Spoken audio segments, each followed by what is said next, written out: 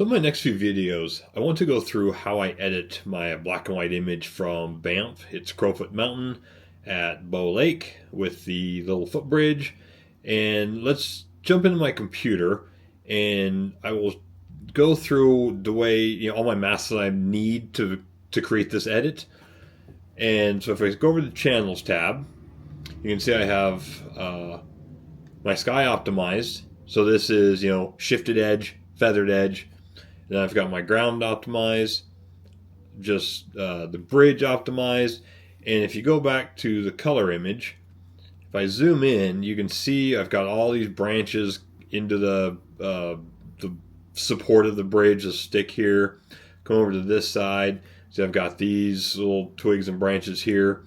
And so basically I had to deal with all those in creating my hard mask. And that's what I've got here. So these are very important when creating at least my black and whites. So these are very important for creating my black and whites.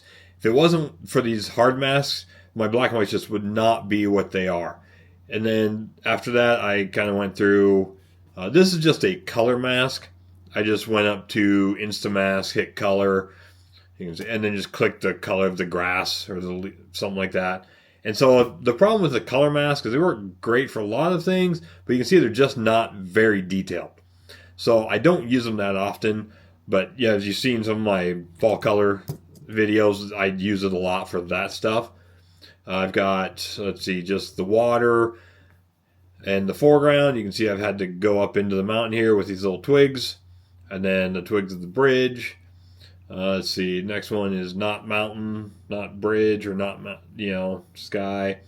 And so one thing about this is, like, with just the sky, the unoptimized version, all I had to do is just invert it, right? And then that creates my ground.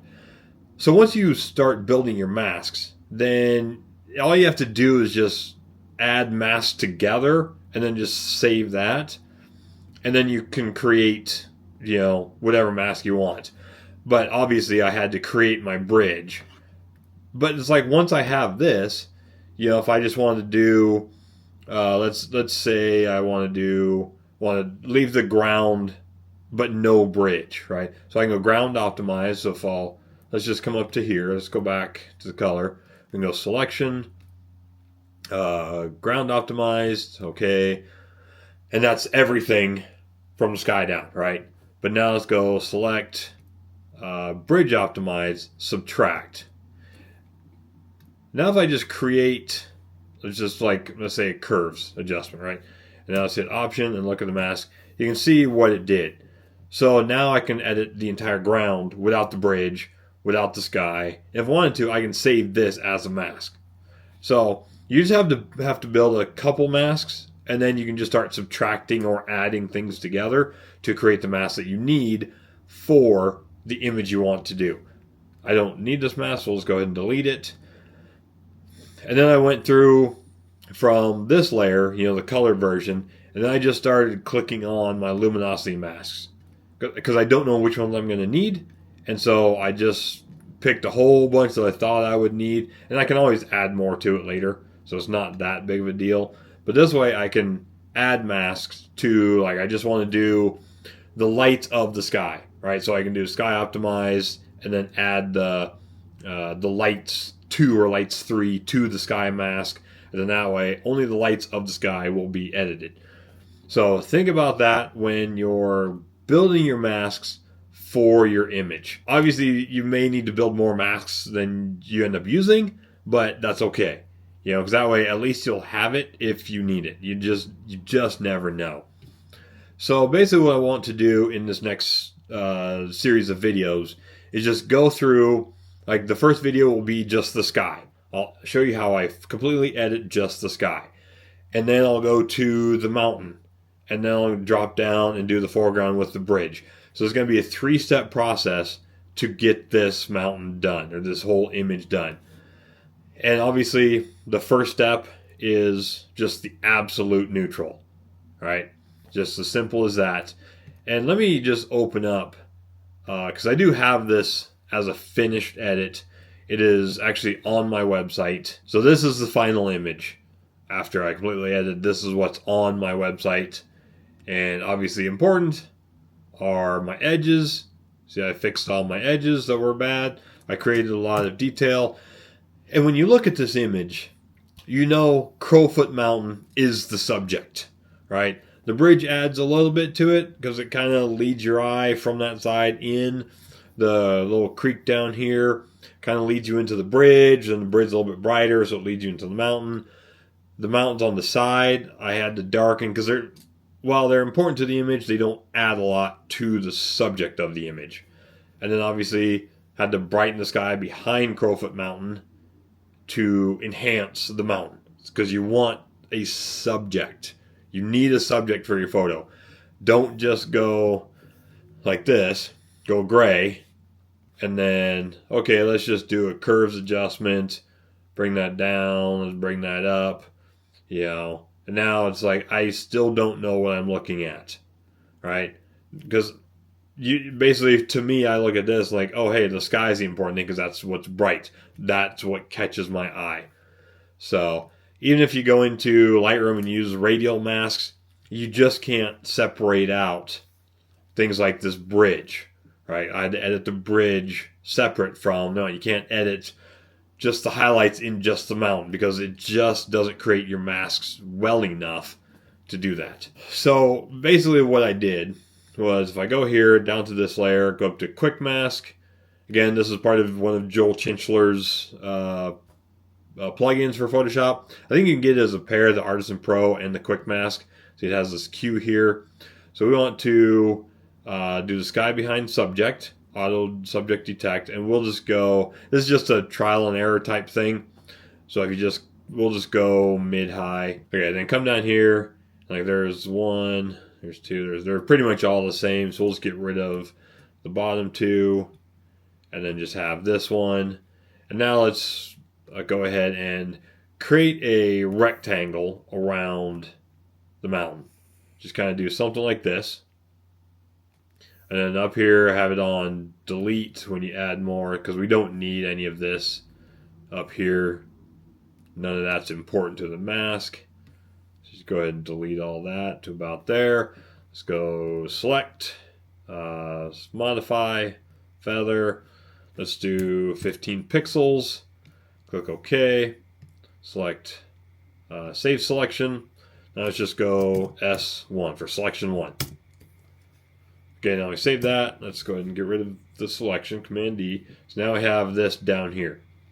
So what I want to do is, if we go back to our Quick Mask Pro, go into Refine Masks, go to Optimize, no, not Optimize, Advanced Refine. Now because we used the mid-high, you want to start out either the one above or the one below the mid-high, which is, if we click here, it'd be low mid or high key. So we'll just start with low mid and then create the low mid, click OK, and then now we have all these masks, these luminosity masks that it created. So we'll stand on here, then we'll click selection, come down S1, click OK, and then we can hit, because we want to highlight everything, basically because we're trying to do the mountain here in the foreground. So let's just go to strength of 3, just go ahead and click white. So we're starting to build up, but you see it did start to bleed through here, which is fine. So let's just do that again. S1, click OK, click white. Okay, now we're looking pretty good over here. And so the advantage of this is that you can see it slowly building. Like the mountain is really, has a really nice hard edge on it. Versus like if you just go select sky in Photoshop, it doesn't create a good mask. Right? It bleeds into the mountain, it bleeds up in the sky. It's just not a good mask. So obviously, there's a lot we need to do to this. So let's go ahead and delete all our low-mid masks that are down there. And then from here, let's go ahead and just use this as a mask, right? So let's go to, actually let's just try mid-high since that is our mask. Let's go back up, stand on that. Click create mid-high, click OK. Now we come back down here. Now we'll stand on this, click selection, and we'll just use this as our mask. Click OK. And I'll go back up here, click white. You can see that's getting much better. And so from here, basically what I would start doing is just kind of use my brush tool, go big, nice hard edge. We're on white, we're on normal, 100%. Now we're just going to brush all of this in. So, you know, and then you just start working your edges, cleaning up everything. So that's just what works for me. Like I said, to me it just worked really well. So I just slowly work through, clean up my edges. Let's delete all of those, and then we can go ahead and get rid of these two masks down here. And then what I do for like the bridge here is, so what I want to do is if I just go like sky optimized, black and white, and then select that by clicking the circle, come up to here. And if I click like the curves adjustment, now if I hit the backslash key, see how it all turns red? Now all the red is what is black in the mask. And then what I'll do is just run black. I don't know why I'm pointing with my finger. You guys can't see if I'm pointing out here and over here. Doesn't do you any good. So I'll just go ahead and color all this in. Right. And then let's go to X for white. And then I will just start to come in here and just go around the bridge, right? And the way I need to do it, which like I said, you can do it any way you want. I can't work from like the subject to what I'm trying to mask out. I need to work from like outside the mask. And so what I mean by that is like, let me go to X. If this is all red, right, and I want to do just the bridge, click X. My brain just doesn't function if I'm trying to like do it this way, like bring the bridge out from everything else. My brain works the opposite way. So basically what I do is make this all white like this,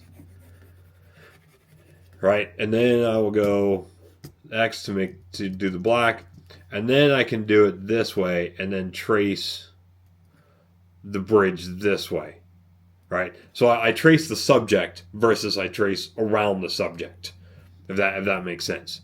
So this is just the way I do it, and then I just slowly work my way around the subject, getting all of everything I need, and then I'll go in, and then with this type of mask, I will not shift the edge. All I do is feather it. So, because if you shift the edge, you can cause yourself some problems because all you're doing is feathering the edge of this and then of the ground. So nothing needs to shift. It's only really the subject and the sky that you need to shift your edge.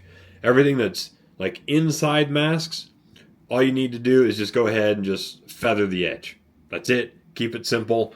Don't try and overcomplicate it with shifting and all that. So like I said, just take your time. There's usually what I'll do is once I start seeing the pixels here, that's about where this starts to work for me. And I just come through and just work my way. Now obviously stuff like this is kind of hard. Background and the pole are the same color. So fortunately for something like this, it's not that important to make your edge exactly perfect. So like I said, they are the same color. Just slowly work your way through. And then you always color this all in to make sure it's black and it's white. All right, it's not, a little bit lighter black, a little bit gray or white, it has to be black and white so that the editing doesn't bleed over to anything else. So, like I said, that's just the way I go through and make masks of subjects inside the main mask. Like I said, you can use a pen tool, you can use whatever method works for you. Just go ahead and do that. And then in order to do that, but then once you're done, you have the nice bridge. You can edit just this by itself to give it depth and dimension and all that. That is where I would like to leave this video. Like I said, the next few videos are going to be the editing of this image. Anyway, if you like this type of content, please leave a comment in the comment section below. Don't forget to like and subscribe. Hit the little bell notification thing. And I'll see you in the next video.